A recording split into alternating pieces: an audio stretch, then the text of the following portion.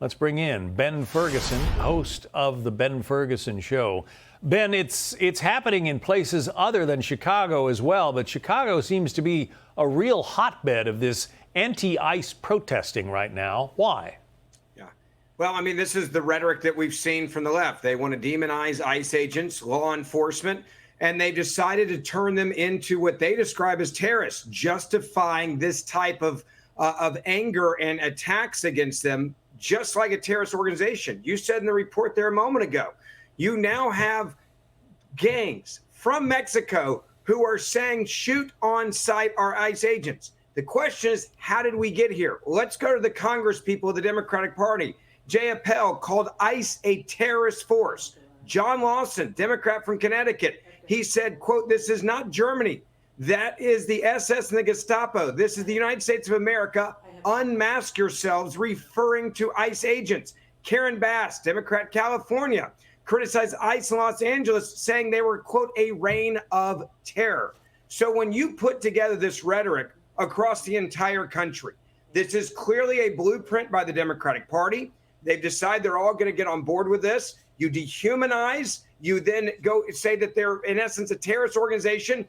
Then the cartels say, all right, we'll take the lead here. We'll take the shot at them or any other rogue actor. This is no different than ICE or Al-Qaeda or ISIS in the way that they do things. And look, there's a problem now because there's a genuine segment of the Democratic Party now that is acting like a domestic terrorist organization, telling citizens to kill men and women in uniform, and the Democratic Party is not denouncing it at all. Yeah, you can add to the list Congresswoman Delia Ramirez, Democrat of Illinois. Listen to what she has to say about ICE agents. The Department of Homeland Security, that is supposed to protect us from domestic terrorism, has become a domestic organization of terror, a domestic terrorism organization. That's a woman elected to the U.S. Congress who is calling immigration and customs enforcement agents domestic terrorists, Ben. Yeah, and look, if you're looking at someone and you believe they are terrorists, then you are justified, right? You would say in going after them or killing them.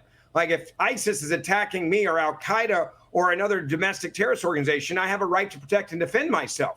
This is the problem, though, with the Democratic Party. And that's why I say there's a genuine sanction aspect of this from the Democratic Party, from Chuck Schumer on down. They're not denouncing it. They're watching it ratchet up. You see Governor Pritzker, for example, in Illinois, he's made it clear they want ICE-free zones and that they believe ICE agents are evil individuals. They're trying to turn the public against them and hoping to inspire people to kill them. We've seen it happen in Texas, where I am right now. We have seen multiple ICE agents attacked. We've seen people lose their lives and then attack on an ICE facility recently. And I don't believe they're going to stop anytime soon because they actually, I think, now believe that in the world of politics in America, that if your opponent wins, that you just shoot them, whether it's Charlie Kirk, whether it's President Donald Trump, whether it's ICE agents, and no one in the Democratic Party at the leadership positions has said one damn thing to stop this type of chaos and anarchy. Yeah, Jonathan Fahey is a former Deputy Assistant Secretary at the Department of Homeland Security. He says that he sees Democrats trying to gin up political advantage from demonizing ICE. Listen. These ICE agents are doing the work that is making all of us safer. You had in Houston earlier this week, an ICE agent was severely injured arresting a sexual offender, sex predator. So they are really doing so many things to make us safer. And these politicians, they're not only getting in the way of them doing that, they're making their jobs more dangerous. And I have to go back, you have people like J.B. Pritzker, Gavin Newsom. They are using this to elevate themselves politically. He mentions a couple of people who want to be president. It's I mean, if they get there, it's kind of disturbing to think what might happen to immigration enforcement in this country. Yeah, I don't think you have to wonder what might happen anymore. I think you know what will happen. They will immediately go back to opening up the borders. They'll go back to the borders and cut down any border security we have. They'll allow anyone to come in from around the world unchecked or unfeathered, whether a domestic terrorist, a rapist, a child abuser, a sex trafficker, human trafficker, or child sex trafficker. You go back to that story that was just mentioned there. You look at where I am in Houston, Texas. Multiple times now, ICE agents have been attacked while the fugitive they're going after is a child sex abuse individual, someone who is trafficking in child sex. And Democrats are saying, no, no, no, you don't go after the person that sexually abused a child. You go after the ICE agent. That is the bad guy. And they keep saying it. And there are more people that are going to die because of this, because the Democratic Party is no longer the Democratic Party we used to know.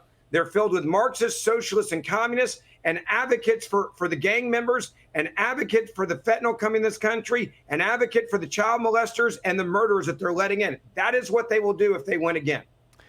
Ben Ferguson. Ben, thank you. Good to see you. Hey, it's Will Kane. Click here to subscribe to the Fox News channel on YouTube. It's the best way to get our latest interviews and highlights. And click to subscribe to the Will Kane podcast for full episodes right now.